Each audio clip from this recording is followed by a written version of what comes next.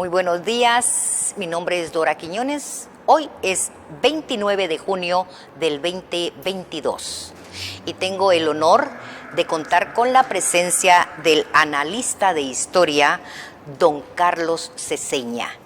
Don Carlos, muy buenos días, bienvenido, gracias por por haber aceptado esta invitación. Es tan importante para la juventud, más que todo, para la juventud conocer nuestra historia. Mi pregunta es, para que usted desarrolle su tema, que es de suma importancia para la educación de los jóvenes, ¿cómo se ha ido desarrollando las elecciones en la historia de Guatemala? Bueno, primero que todo, muchísimas gracias por la invitación. Para mí es un honor estar acá y sobre todo el tratar de que los jóvenes, tal y como le estaba diciendo, comprendan y vean desde dónde viene este proceso electoral, por qué es así o por qué no es así. Definitivamente nosotros, nuestro contexto tiene que ser hacia eso de las nuevas generaciones que vienen con toda la fuerza y que somos un país donde predominan los mismos jóvenes. Respecto a su pregunta, pues tenemos una presentación allí donde se habla primero de Fray Bartolomé de las Casas. ¿Por qué hablamos de Fray Bartolomé de las Casas? Cuando fue él a España a defender a los indios, digámoslo así, él tomó ya en cuenta a las personas naturales, que eran los que estaban desde antes de que vinieran los españoles, y fue la primera vez que se tomó en cuenta para determinadas cosas a ellos. Es decir, ya había una elección, aunque fuera mínima, pero ya tenían voz y voto algunos de ellos. Fray Bartolomé de las Casas, un adalid tanto de la paz como de la Defensoría del Indio, del aborigen, tanto guatemalteco como de otras partes del mundo. Pero esto fue evolucionando y vamos siempre dentro del sistema colonial que fue el que imperaba, porque cuando los mayas no había elecciones, sino era monárquico, a pesar de que eran ciudades-estado. Vamos entonces con la segunda. La Sociedad Económica de Amigos del País en el siglo XVIII es la encargada, digámoslo así, de promulgar el que haya algún tipo de voto, por ejemplo, de los que habían nacido los criollos, que en ese entonces no tenían ni voz ni voto. Entonces los criollos eran y ya podían ellos votar para elegir autoridades tanto en ciudades grandes como en ciudades pequeñas. Entonces es un inicio ya de algún tipo de elección. Sigamos con la siguiente, por favor. Tuvo mucho que ver la llamada Constitución de Cádiz después del regreso de Fernando VII, la llamada Pepa, porque fue el 19 de marzo, día del Señor San José, y como era la Constitución, y allá en España y aquí también, la Pepa. Dentro de esto se trató, por ejemplo, de que los originarios de América tenían marginación política porque según ellos no estaban totalmente ilustrados como debería de ser. Vamos entonces dando un paso más para el primer imperio. No vamos a hablar de la primera independencia de 1821, sino vamos a hablar del primer imperio, que es de Agustín de Iturbide. Allí en 1821 a 1823, que fue la segunda independencia. Agustín de Iturbide se llevó a algunos representantes guatemaltecos al Congreso para tener algún tipo de representación, valga la redundancia, y voz y voto en el imperio mexicano que quería instituir Agustín de Iturbide. Sigamos.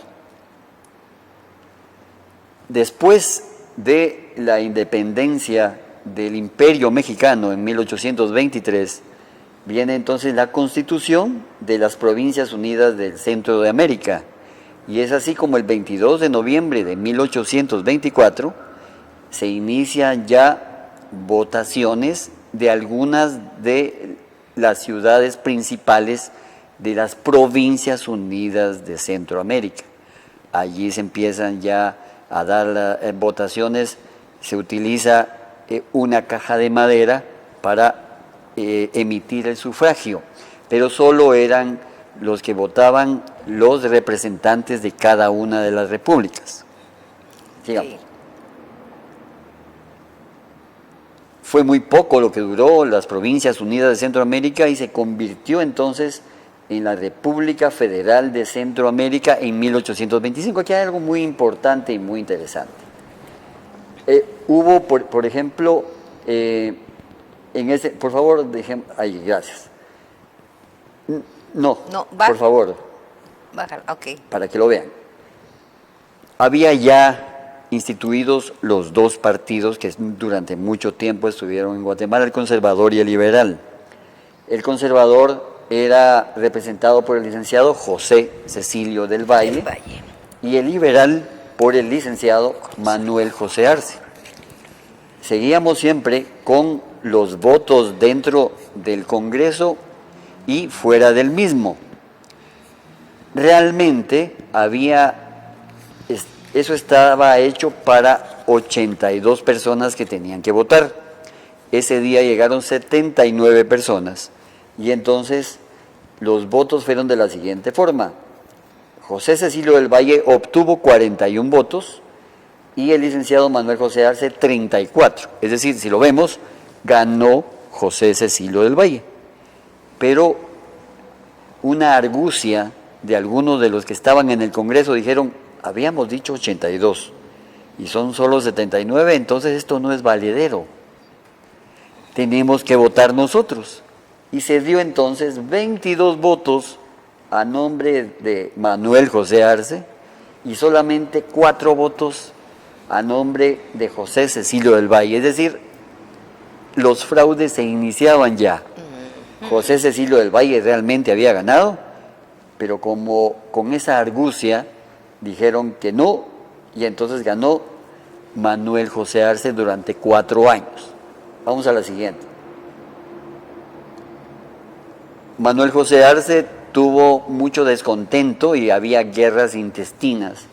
Entonces se dejó en su lugar a Mariano de Beltranena y Llano como vicepresidente, porque en el caso anterior Manuel José Arce tenía que ser presidente y el vicepresidente era el segundo lugar, pero José Cecilio del Valle no aceptó y entonces quedó Mariano de Beltranena y Llano como vicepresidente.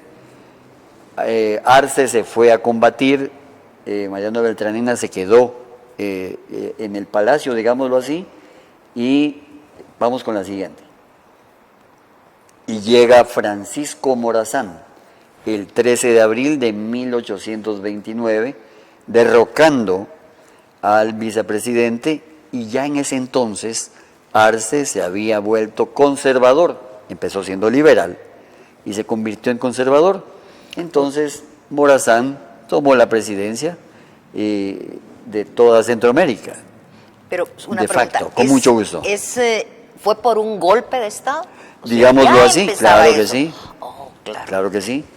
Morazán era hondureño, todo quedaba acá en Guatemala. Después, cuando Manuel José Arce, que era salvadoreño, entonces el gobierno quedaba en El Salvador. Pero un golpe de Estado, podemos decirle, el que dio Francisco Morazán. Hay entonces elecciones, porque Morazán dijo que él no podía ser el presidente, digámoslo así, y entonces las elecciones dieron como ganador al liberal José Francisco Barrundia y Cepeda. Él estaba entonces bajo las órdenes de Morazán. Lo que decía Morazán lo hacía Barrundia. Okay. Es como que estuviera Morazán siempre ahí. ¿Por qué estamos hablando de él? Porque seguían las votaciones, entre comillas, legales. Sigamos. Es así como después de Barrundia, que quedó interino cuando Morazán lo nombró, Barrundia llamó a elecciones En 1830 nuevamente se postula el licenciado José Cecilio del Valle contra Morazán, y realmente había ganado nuevamente José Cecilio del Valle, pero otra vez argucias, y dijeron que 202 votos a favor de Morazán con 103 votos a favor de José Cecilio del Valle. Segunda vez que no logra ser presidente José Cecilio del Valle, y Morazán tranquilamente gobierna durante 4 años más. Llega entonces nuevamente las elecciones después de los 4 años, estamos ya en 1834, José Cecilio del Valle ganó las elecciones al fin, iba a ser nombrado presidente. Él venía de su hacienda, que estaba ubicada a 15 leguas de Guatemala. En el camino muere. Es decir, la presidencia siempre fue negada a José Cecilio del Valle. Ok. Lo asesinan entonces. No, muere. Muere, de muere. enfermedad común. Oh. Sí. Todavía se está discutiendo qué tipo de enfermedad, porque empezó con fatiga y un montón de cosas que no padecía. No fue envenenado ni nada, sino él tenía algún tipo de enfermedad, y de eso muere en el camino. Ah, ok. Vamos entonces ya a la Revolución Liberal, 1871, los dos caudillos, José Rufino Barrios y Miguel García Granados. Mientras tanto, mientras se ve qué se hace, pues García Granados asume la presidencia, y en 1871 y en 1873 él llama a elecciones, perdiendo él, ganando Barrios, Rufino Barrios, 6.570 votos contra 1.400 votos de García Granados. Entonces Barrios se queda ahí hasta 1885, que es que muere en Chalchuapa. Siguiente, por favor. Ahora hay algo muy interesante. Llega el turno de Reina Barrios. Aquí ya las elecciones no solamente eran de 2 partidos políticos o solamente de 2 candidatos, liberales y conservadores, sino que ya había varios candidatos de los 2 partidos políticos. Y se da esta clase de elecciones donde José María Reina Barrios ganó con el 55%. Si hubiera sido actualmente, hay una segunda vuelta con Francisco Lainfiesta. Correcto. Porque no es el porcentaje, sino que en ese entonces, con un voto que hubiese ganado, ganó. Y ahí podemos ver que Lorenzo Montúfar y Rivera obtuvo solamente 10 votos, y Miguel Enríquez, conservador, y José Llerena Carranza, también conservador, 0 votos. Sigamos. Se da el asesinato de Reina Barrios y llega don Manuel Estrada Cabrera, el licenciado Manuel Estrada Cabrera, que tiene mucho que ver en votaciones, porque se da un hecho trascendental. Primero, él tomó como primer designado, en ese entonces no había vicepresidente, entonces como primer designado, él tomó la presidencia poquitos instantes después de que mataron a Reina Barrios. Sigamos, por favor. Bueno, no. Entonces con Estrada Cabrera, voy a terminar de Estrada Cabrera. Él manda a elecciones, tiene que mandar a elecciones, pero es muy astuto, muy astuto. Había 2, José León Castillo, y había otro que estaban en contra de que Estrada Cabrera fuera, y cometieron el error de entrar por la frontera de México armados.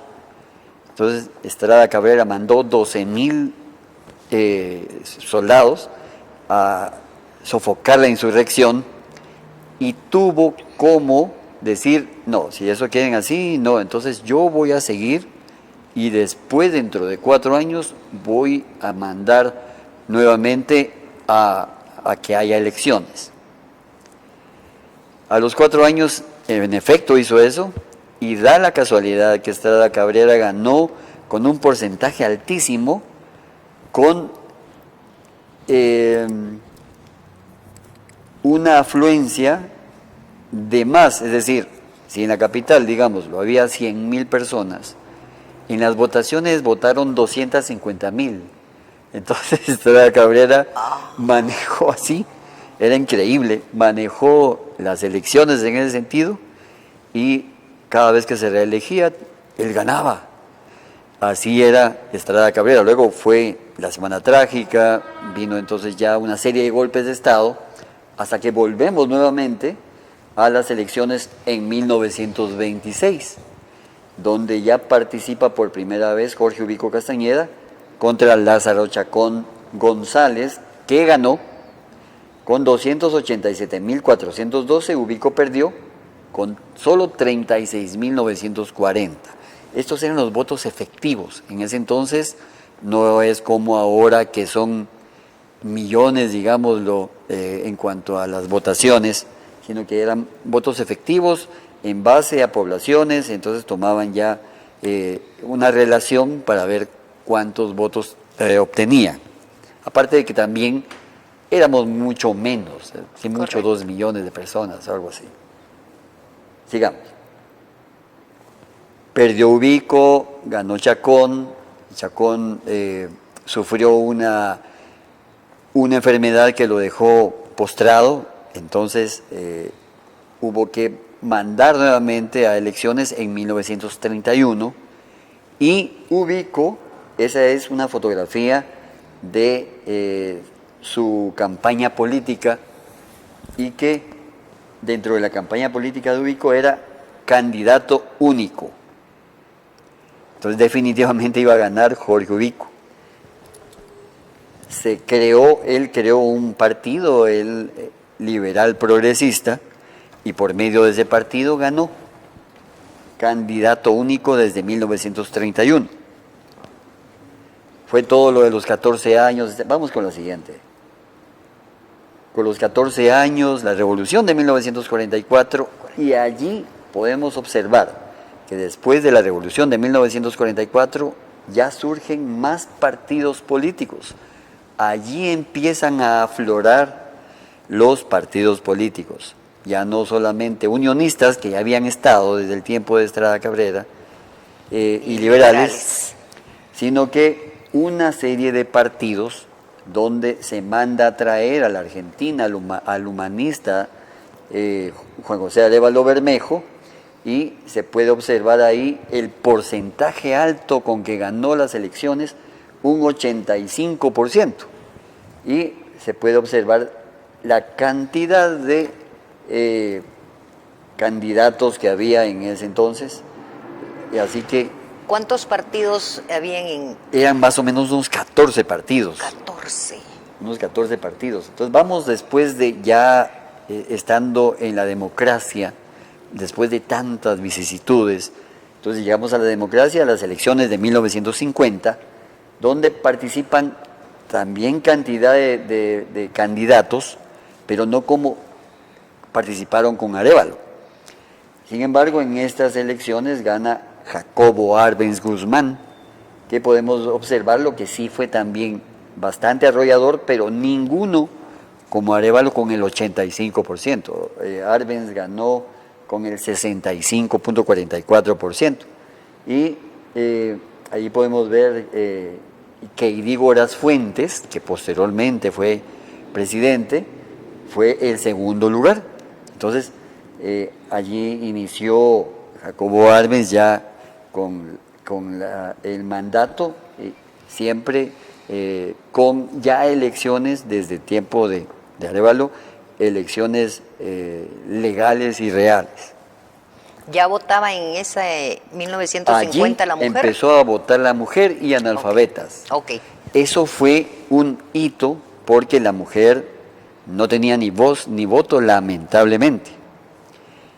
Pero en ese entonces ya se dio y eran cantidades increíbles de mujeres que querían votar.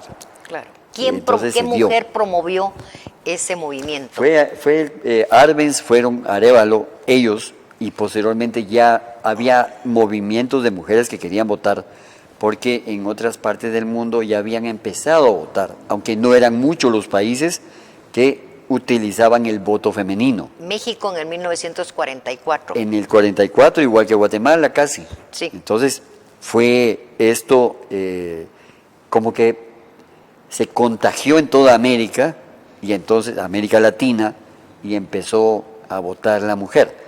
Y se dieron cuenta de lo necesario que era el voto de la mujer desde la Segunda Guerra Mundial, que las mujeres fueron las que sostuvieron realmente la economía de los países que participaron en la guerra. Entonces, el concurso de la mujer era vital, como a la fecha. Así es. Continuemos con la historia. Ya no hay más. Sí, ahí está, ahí nos quedamos. Ok, 1950. Y hoy vamos a terminar allí. Ahí estamos, muchísimas gracias por eso, pero estoy a la Muchas hora. gracias, profesor. Entonces, yo quiero que usted como analista me Sí. diga cómo ha evolucionado este tipo de elecciones, que desde cuándo vienen los golpes de Estado, desde cuándo vienen los fraudes. Aquí se asusta uno de los fraudes de ahorita, si vienen desde, Sí, pudimos desde verlo. que empezaron. Sí. ¿Verdad? Desde que empezó la política vienen los fraudes y Por el supuesto. manipuleo. La corrupción de ha estado la presente. corrupción, pero ha ido avanzando de una forma incontrolable. Sí, definitivamente siempre ha habido corrupción, lamentablemente. Esto por la clase de personas que nos conquistaron. Desde allí empezamos. Se puede observar, por ejemplo, Pedro de Alvarado fue a hablar con el rey y le dijo que él ya había hecho una ciudad, la Villa de Guatemala, cuando fue netamente administrativa. No hizo ningún edificio en Isimché, nada. Pero aquí la Villa de Guatemala, sí, muy bien, perfecto, para que lo nombraran adelantado, para que fuera capitán general. Ahí empieza la corrupción. Antes de eso, la corrupción con los mayas también existía, pero no tanto como con los españoles. Entonces, digamos, esta clase de personas que nos conquistaron eran muy corruptas. Desde el momento en que decidieron venir a América a buscar fortuna, entonces si buscaban fortuna, no importaban los medios. Allí nosotros lamentablemente tenemos esa herencia que tenemos que cortar de raíz, que en los países latinoamericanos no se ha dado. Lamentablemente no tomamos, por ejemplo, el ejemplo, valga la redundancia, de los países orientales, que sí, allí la corrupción es un delito increíble y no se dan, muy escaso se da. Hay países que estaban netamente sumidos en la corrupción y ahora ya no. Entonces sí se puede hacer eso. Sí se puede. Pero venimos arrastrando esas cadenas de la corrupción, que yo lo veo más complicado. Entonces, la corrupción estaba metida dentro de las elecciones. Eso no ha cambiado mucho. Hubo un cambio pequeño, digámoslo así. Después ya sí, dice uno, si es cierto, se votó y fue así, es cierto, no hay fraude. El fraude estaba implícito aquí, en los guatemaltecos, fraude o golpe de Estado. Golpe de Estado fue en toda América, no sé si usted se recuerda, en Bolivia parecía la película de Cantinflas, aquellas donde a cada rato cambiaban de cuadro porque había golpe de Estado. Sí, exacto. Bolivia fue el país más seguido de golpes de Estado. Guatemala tuvo muchísimos, pero Bolivia era increíble. Y ahora hay otro, así era como la película de Cantinflas. Bueno. Exacto. Y dándose medallitas cada uno. Sí, sí, eso es buenísimo, pero ellos no se daban medallitas, Sí. se daban balazos. Ha cambiado en el sentido de que, por ejemplo, cuando yo voté por primera vez fue cuando Vinicio Cerezo. Y fue muy interesante el poder ir a votar, porque nos tocó a todos los jóvenes en el Parque de la Industria. y estaba lleno de jóvenes ahí, era una alegría, una molestadera y una algarabía, porque íbamos a votar por primera vez y porque se sentía que había democracia, esa es la realidad. Después de una serie de golpes de Estado, de gobiernos militares, alguien civil era otra cosa, a pesar de que estábamos patojos de 18 años, ya palpábamos que era diferente. Entonces, digamos, allí ha ido a trompicones, lamentablemente, nuestra democracia, porque va bien y de repente como que hay un obstáculo y se cae otra vez, se trata de levantar y otra vez hay otro, no nos hemos ido para arriba avanzando definitivamente, en no la democracia, como debería de ser así, sino que vamos así y así y así, de repente llegamos acá y otra vez, como sismógrafo. Y no es el hecho es de que vayamos para arriba, esa es la idea. Entonces yo lo veo, como Carlos Seseña, de que esto no ha avanzado como debería de ser, como debería de avanzar. En los años, usted se recuerda, sí, por supuesto es un historiador y analista, yo recuerdo 4, 5 partidos que eran los que participaban, el PR, la democracia cristiana, el PID, sí. Y ¿cuál otro era? Otra cosa que se ha ido perdiendo es la verdadera filosofía de un partido político. Ahora voy a hacer mi partido y le voy a poner tal cosa. Sí, se inventan nombres. Tal otra cosa. Sí, se inventan nombres. No gané, entonces voy a hacer otro partido. No. Anteriormente era el Partido Revolucionario, por darle un ejemplo. Sí, correcto. Desde la Revolución del 44 hasta los años 70, 80. Sí, por ahí estuvo el PR. El Partido Democracia Cristiana todo el tiempo también. Entonces, esa era política, no politiquería.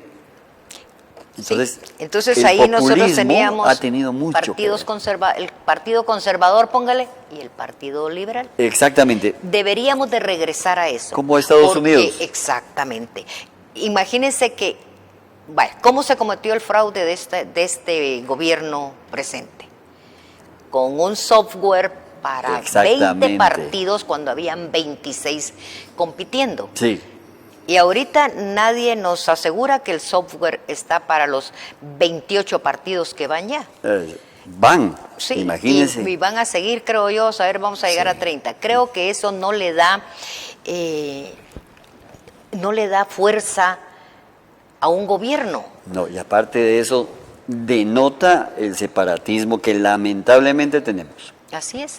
Deberían de haber 2. Váyase usted a la izquierda y me voy a la derecha si quiere. Ponga un centro si quiere. Claro. 3 partidos. Para mí sería lo ideal. Sí. Pero en aquel 20, 30, 40 partidos, ¿por quién voto? Además no da ni tiempo de hacer una campaña. Usted se va a votar Tim Marín de 2 pingüe porque no encuentra por quién votar. Por eso es que Vea Canal se ha preocupado y se está ocupando de que no de los candidatos porque todavía no están en campaña electoral, pero como lo dice la directora de Por unas elecciones libres, ella se basa en el artículo 20, inciso H de el Tribunal Supremo Electoral, donde ellos pueden participar hablando de su ideología, hablando de gobernanza, de gobernabilidad, de lo que piensa el partido sobre la educación, la salud, todas esas cosas que nos interesa como pueblo, saber qué piensa usted. Si yo voy a votar por usted, profesor, necesito saber qué ideología tiene, qué pensamiento tiene, porque usted puede decir, yo esta mesa la voy a convertir en morada. Porque nos va a servir. Muy bien, distinguido historiador. ¿Y cómo lo va a hacer? Sí, ¿para qué? ¿Y para qué lo va? No saben. Ajá. Entonces, todo este regalo, porque esto es un regalo, porque usted sabe que minutos en televisión son muy valiosos, pero lo está haciendo Vea Canal para que el pueblo tenga tiempo de pensar, para que analice a cada uno de los candidatos. Porque no es de que a mí se me ocurre, yo quiero ser presidente y le voy a poner el alacrán. Ese va a ser mi partido. Sí, claro. ¿Qué significa eso? ¿Que le voy a picar, voy a echar ponzoña para todos? Sí. ¿O qué? Les ponen unos nombres que realmente da risa. Sí. O sea, siento que no hay como formalidad. No hay una... mire, yo trabajé una tesina sobre este tema. ¿Por qué los partidos en Guatemala nacen y mueren? Sí, no hay... Mire, el populismo es increíble. Una cancioncita. Ahora se gana por cancioncitas. Es un problema el que más enorme. se mueva. Claro, claro. Ajá, si tiene buen músico, por ejemplo, ahora, si van a hacer alguna cancioncita de reggaetón, eso va a ganar. Ese va a ganar. Ese porque va a es la ganar. canción de moda. Sí, sí. ¿Se acuerda usted la canción? Era pegajosísima de Serrano, el Claro ingeniero que Serrano sí. Elías. Es que era una canción Muy buena. Todo el mundo bailaba la canción. Sí. Y es cierto. Y eso entra acá. Entra, por supuesto que entra. Acá.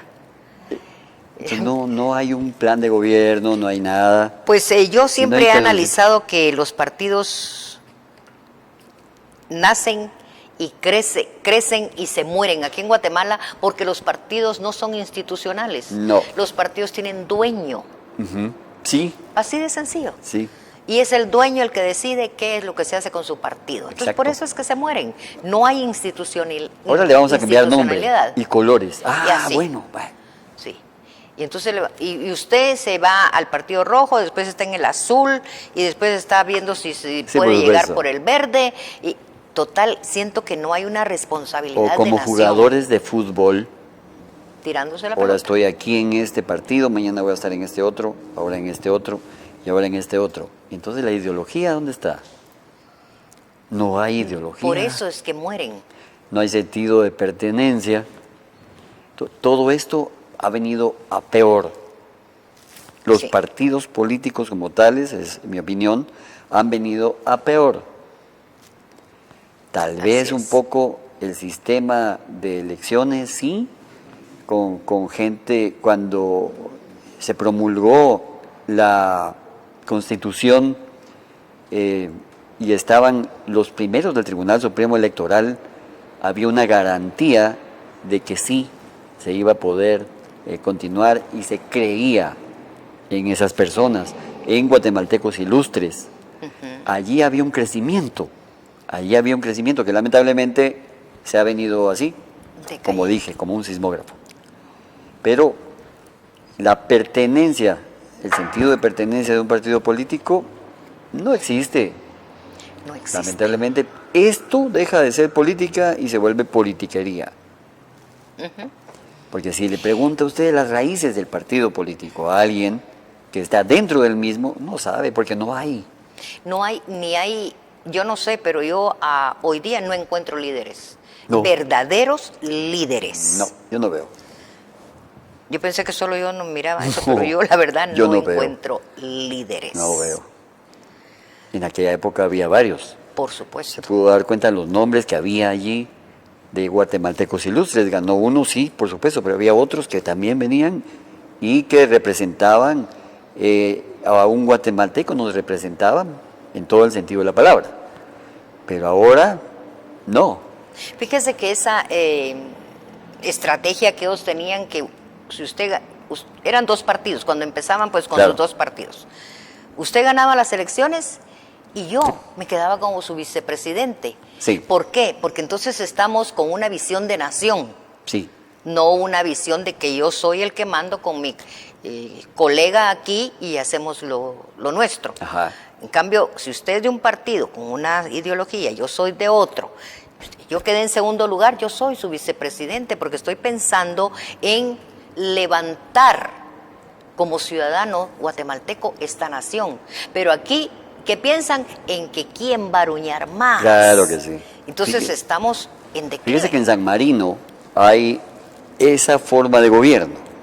Hay dos partidos políticos, hay elecciones de este partido y de este partido. Los ganadores van y co-gobiernan. Ah, ok. Aunque sea San Marino un país pequeño, no importa, pero co-gobiernan. Y eso es muy interesante. Claro. Porque este está en contra de algunas cosas que y este está en contra, pero llegan a un acuerdo.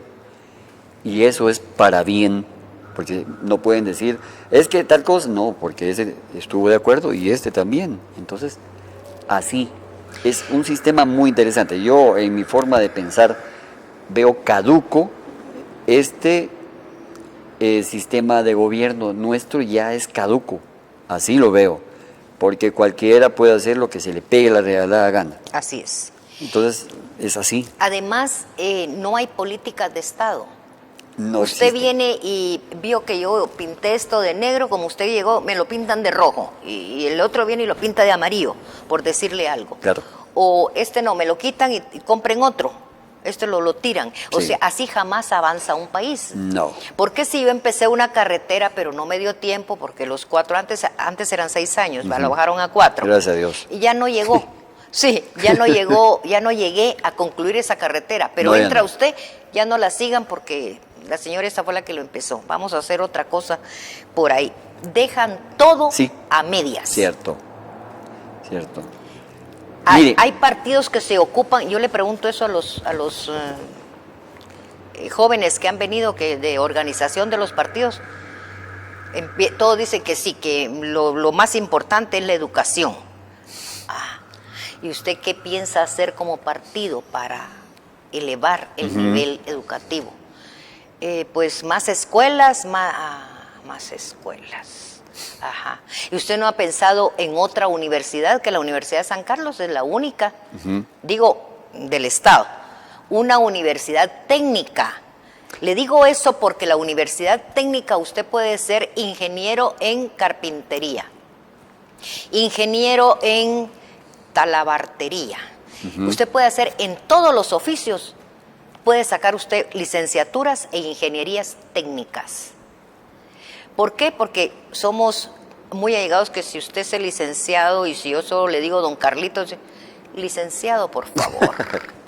¿Verdad? Sí, se da mucho. Hasta eso es falta de cultura de la gente. Entonces, allá yo, porque conozco los Países Bajos, está el ingeniero zapatero, el ingeniero carpintero, el ingeniero, yo le digo, todos son ingenieros, sí, todos son profesionales, tienen universidades técnicas. ¿Por qué no si van a pensar, están pensando en esos, ¿por qué no hacer una universidad técnica del Estado? Sí. Eso muy avanzaría en la educación de nuestros guatemaltecos. Fíjese que nosotros, de un país de monocultivo, el café, pasamos a ser un país de remesas. De remesas. Eso es lo que nos sostiene. Sí. Qué triste. Quite las remesas, ¿qué hacemos? Se mueren de hambre. Sí, Nos morimos de claro, hambre aquí. claro. Son millones los que sostienen estas pobres Ni gentes siquiera que un país netamente agrícola no lo utilizamos. No, porque me están las remesas. Mire pues, Ni yo no siquiera el entiendo. turismo. Mire, profesor, yo no entiendo a estos lugares del corredor seco. Y se mueren de hambre porque no pueden sembrar, no pueden cosechar, no pueden hacer nada. ¿Por qué lo hace Israel o la China que en el aire siembran? En el desierto. En el desierto siembran. De eso se trata la universidad técnica que le estoy diciendo. Ahí es donde se capacita a la gente. Pero somos un pueblo como por las personas que nos conquistaron de poner la mano. Sí. Usted vota porque le da una bolsa de arroz y de frijol. Sí. Yo le digo, pueblo, no se dejen comprar.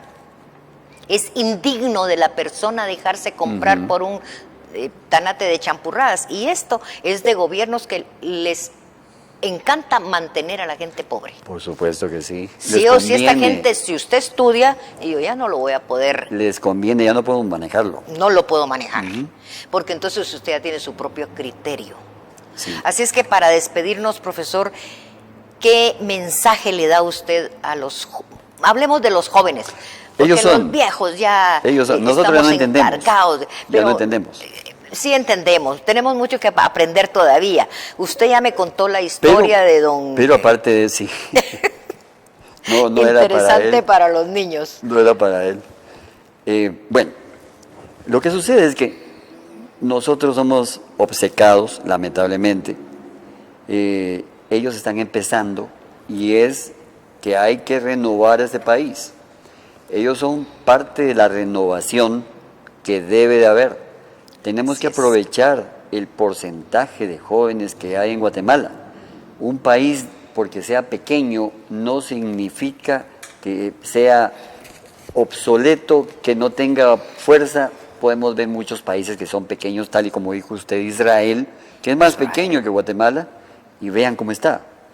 Nosotros no pongamos de ejemplo ni pongamos obstáculos diciendo, es que somos un país pequeño que tiene 15 millones de habitantes, que en Europa se están muriendo porque Europa está avejentada. Guatemala es juventud y ustedes son la juventud. Deberían de inmiscuirse más dentro de la política porque es necesario que haya cambios. Es necesario que el sistema que hay sea renovado completamente. No funciona. Ya nos dimos cuenta que no funciona. Y sobre todo, que se quite la corrupción desde allí, desde los hogares. Que no vengamos y digamos, papá, te busca el Señor, decirle que no estoy. Ahí empieza la corrupción. Entonces, desde el hogar, allí es donde se educa. En los colegios, escuelas e institutos se forma. Así es. Fíjese que yo tengo la experiencia con mi hijo grande.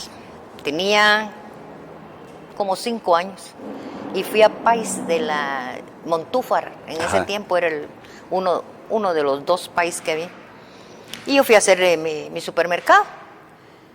Cuando llegué al carro, mami, mira, la señorita no se dio cuenta que agarré la bolsa de dulces. ¿Qué? Le dije. Sí, aquí está, mira. Ok, le dije. Vamos y va a pagar esa bolsa de luz. No lo quiero ver a usted, hijo, en la cárcel más adelante. Y llegó y le pide disculpas a la señorita. Y yo, señorita, disculpe, no pagó mi mami esta bolsa. Nunca más se le olvidó a él, tenía 5 años. Sí. Pero ¿qué hacen, papás? ¡A la que buzo!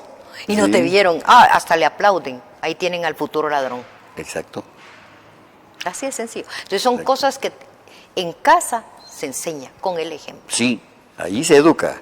Ahí se educa con el ejemplo. No pretendan después llevar a ni sus hijos. Acusar a los maestros, claro, que ellos no los educan. Ellos forman. Fíjese que, pero esto ya se perdió, profesor. Mire, estamos tan mal. Yo recuerdo que en mi casa mi papá por eso le dije, me encanta verlo porque viste como un caballero. Gracias. ¿Verdad? Así vestía la gente y no importaba en Zacapa. Y con no aquel importaba, calor. Andaban de traje social, y de corbata. Siempre nítidos, siempre. Mi padre llegaba, se sentaba, desayunábamos a las 7 de la mañana. A las 7 en punto él se sentaba. Cuando él decía, pueden empezar, nadie podía entrar ya a sentarse. Ninguno. Sí. Tengo mi hermana, la tercera, que si me está viendo se va a enojar. Toda la vida comió en la cocina. Llegaba tarde. Fuera. A la cocina. A la cocina. Así nos enseñaron. Sí, y mi papá, ahí empieza la cortesía y la educación de un ser, la puntualidad. Sí. A mí me molesta, y dice mi esposo, ay, ¿por qué te molestas en eso? Le digo, Amílcar, me molesta. Cuando me dicen, mira, vení entre las 5 y las 6. No, o son las 5 o son las 6. ¿A qué hora? Yo aprendí eso con mi padre y decía mi papá, tampoco te invitaron a las 8 menos 5, esa es la puntualidad, no que llegues a las 7:30. Ajá, tampoco. Esa es falta de respeto. Sí. Y mi papá, yo le decía, estábamos en la puerta y él con el reloj. ¿Qué está viendo? A las menos 5 tocaba el timbre. Así de estricto. Entonces yo enseñé a mis hijos, porque prácticamente su papá, defendiendo la soberanía de nuestro país, no se mantenía. Entonces yo tenía que, ¿cómo educarlos? Con el ejemplo. Sí, claro. Entonces le decía a mi hijo, cuando ya empezaban de novio y todo, mi hijo, a las 10 está aquí. No habían celulares. A las 10, ¿qué hora tiene? Tal hora, madre. Yo también.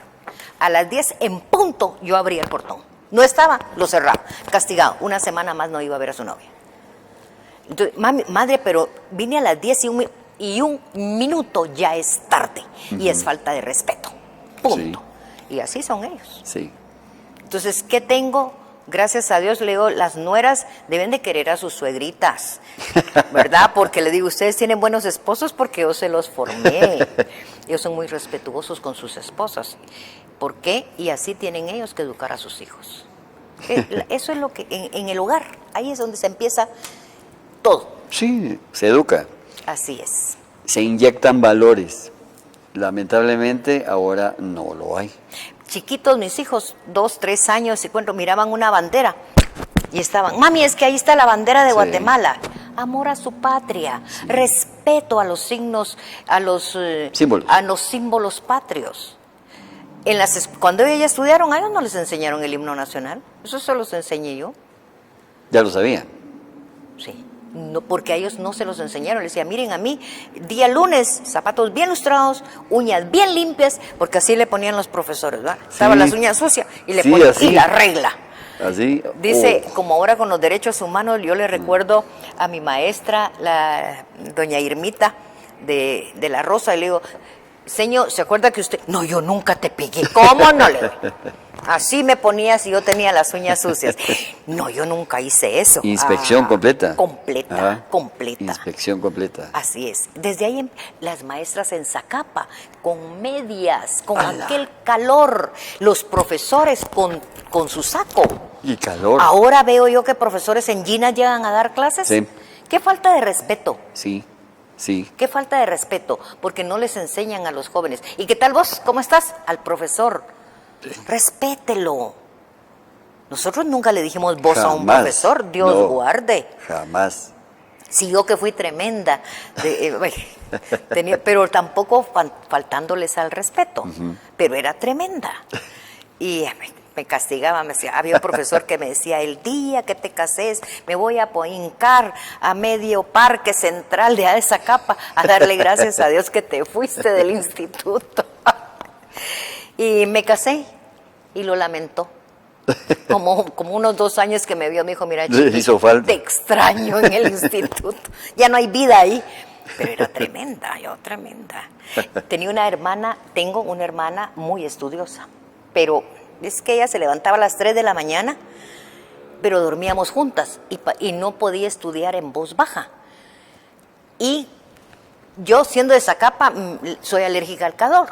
¡Hala! Y entonces hubo una época que estaba en 4º año primaria y me hinché, pero hinchada. Entonces me mandaron para Guatemala 6 meses para que bajara el calor en Zacapa y todo. Ya regresé. Cuando regresé, pero como era la hija de don Santiago Quiñones, entonces dijo la profesora, no, ella pasa. Le dijo mi papá, no, el mal es para ella, que repita. ¿Cómo va a pasar? Le dijo a 5º año si ella solo 6 meses estudió. Y yo dije, oíste, mi papá, pero bueno, me hizo repetir 4º año, y no porque las maestras quisieran, sino que porque él dijo que no podía pasar. ¿Qué le parece? Entonces nos fuimos juntas con mi hermana. Lógicamente me alcanzó. Y era ella tan estudiosa que le digo, a las 3 de la mañana estaba teque, y yo a la par de ella, inteligentemente con mi grabadora automática. Escuchando. Y entonces me decía, Chiqui, usted no está estudiando. Los inteligentes no estudiamos, Leo. Solo los tontos estudian. Toda la vida le dije así, nunca le dije, usted es mi grabadora, si no se va a estudiar por otro lado. Y le daba cólera, que a veces yo sacaba mejor punteo, porque yo estaba relajada, solo oyéndola. Ajá. O sea, mire, tenemos que ir a la biblioteca, hay que hacer una investigación. La biblioteca, sí. Yo con mi revista. Mami, que la chiqui, mire todo lo que fui a encontrar. ¿Qué encontró? ¿Qué investigó? Lero.